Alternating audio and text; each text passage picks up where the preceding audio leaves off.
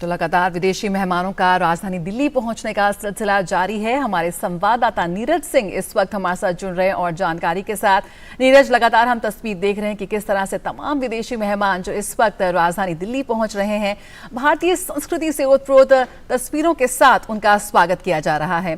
क्या कुछ अपडेट है इस वक्त? किस तरह से दिल्ली इस वक्त पूरी तरह से तैयार नजर आ रही है G20 की मेजबानी की? देखिए, बिल्कुल जया, दिल्ली पूरी तरीके से तैयार है और आपने उन दृश्यों को भी देखा है कि जो हमारे पैकेज में चले हैं कि किस तरीके से दिल्ली को खूबसूरती से सजाया गया है। और इसके साथ साथ ही अगर आप देखें कि भारत का जो कल्चर है वो उस सजावट में दिखाई देता है। हमारे अलग अलग जो स्टेट हैं उनकी जो संस्कृति है, उनके जो कल्चर हैं वो सजावट में दिखाई देते हैं। इसके साथ साथ ही अगर आप देखें कि जिस तरीके से यहाँ पर विदेशी जो मेहमान हैं वो आना शुरू हुए हैं, उनकी सुरक्षा को लेकर भी जो विशेष इंतजाम है वो दिल्ली पुलिस के द्वारा किए जा रहे हैं। G20 एक बड़ा कह सकते हैं कि आयोजन है और जिसमें आर्थिक सहयोग के साथ साथ वित्तीय स्थिरता, जलवायु परिवर्तन जैसे विषय हैं, शिक्षा है, कृषि है और इसमें एक और सबसे खास विषय है कि करप्शन पर किस तरीके से दुनिया के तमाम जो बड़े मुल्क हैं वो एक साथ आ सकते हैं। तो उन तमाम विषयों पर जो चर्चा है वो G20 जो समिट है उसके दौरान हो सकती है। आपने देखा भी होगा कि किस तरीके से जो आर्थिक अपराधी होते हैं एक देश में अपराध करके दूसरे देश में भाग जाते हैं और वहाँ के जो कानून है उसकी सहायता से भारतीय कानूनों से बचे रहते हैं। पिछले कुछ सालों में जिस तरीके से मोदी सरकार ने इन आर्थिक अपराधियों के खिलाफ शिकंजा कसा है और वैश्विक स्तर पर एक जो सहमति है वो दुनिया के तमाम मुल्कों में बनती हुई दिखाई दी है कि ये आर्थिक अपराधी न केवल एक देश के लिए चुनौती है बल्कि पूरे विश्व के लिए एक चुनौती है और इन पर एक जो सहमति है वो बननी चाहिए। आप अगर देखें कि 200 के करीब जो बैठकें हुई हैं G20 के दौरान तमाम देश के अलग अलग 50 शहरों में 32 ऐसे विषय हैं जिन पर चर्चा हुई है। और जब G20 का जो समिट है अपने आखिरी कह सकते हैं कि चरण में पहुंचेगा तो एक सहमति बनेगी कि इन जो 32 विषय हैं कि इन विषयों में जो तमाम जो देश हैं वो किस तरह से सहमति दिखाते हैं। तो उस लिहाज से काफी महत्वपूर्ण है। नीरज, जिस तरह से आपने कहा कि पालम से लेकर और नीरज, जिस तरह से आपने कहा कि देश के 60 शहरों में 220 से ज्यादा मीटिंग्स हुई हैं G20 के अलग अलग ट्रैक्स की, और हमने तमाम हिस्सों में देखा कि सुरक्षा एक सर्वोपरि प्राथमिकता भारत की तरफ से। दिल्ली, मुझे लगता है कि आज से पहले इतनी सजग अभेद्य सुरक्षा शायद आपने भी नहीं देखी होगी, क्योंकि पहली बार विश्व स्तर का ये सम्मेलन जो है वो हम करने जा रहे हैं। भारत मंडपम पूरी तरह से तैयार है। सुरक्षा के क्या इंतजाम है, थोड़ा सा उसके बारे में बताइए। देखिए, बिल्कुल इससे पहले दिल्ली के अंदर ऐसी सुरक्षा देखने को नहीं मिली है। अजय, आप बिल्कुल सही कह रहे हैं। हालांकि 15 अगस्त और 26 जनवरी को सुरक्षा के भी व्यापक इंतजाम दिल्ली के अंदर रहते हैं, लेकिन इस बार इस तरीके के इंतजाम है जो आज से पहले शायद देश के किसी भी हिस्से में देखने को नहीं मिले। आप अगर देखें कि जो राष्ट्राध्यक्ष और इसके अलावा जो देशों के जो प्रमुख हैं जब यहाँ पहुंच रहे हैं तो पालम टेक्निकल एरिया से लेकर और जो उनके होटल्स हैं जहाँ पर 5 स्टार होटलों में वो रुक रहे हैं और इसके अलावा भारत मंडपम तक पहुंच रहे हैं, वहां पर सुरक्षा की जो व्यवस्था है वो इस तरीके की है। आप देखें कि अगर कोई ड्रोन से अगर किसी भी तरह का हमला करने की कोशिश करता है तो एंटी ड्रोन तकनीक का जो इस्तेमाल है वो किया गया है, जगह जगह पर लगाई गई है ताकि कोई ड्रोन को ना उड़ा सके।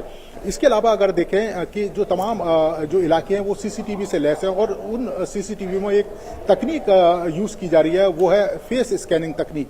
तमाम बड़े जो अपराधी होते हैं वो अजय करते क्या है कि अपना चेहरा और भेष बदलकर कोई भी ऐसी गतिविधि या कोई भी वारदात करने की कोशिश करते हैं। तो उस को रोकने के लिए जो फेस स्कैनर जो मशीन है वो काफी महत्वपूर्ण है, क्योंकि अगर कोई व्यक्ति अपना हुलिया भी बदलता है तो वो फेस स्कैनर मशीन से बच नहीं सकता।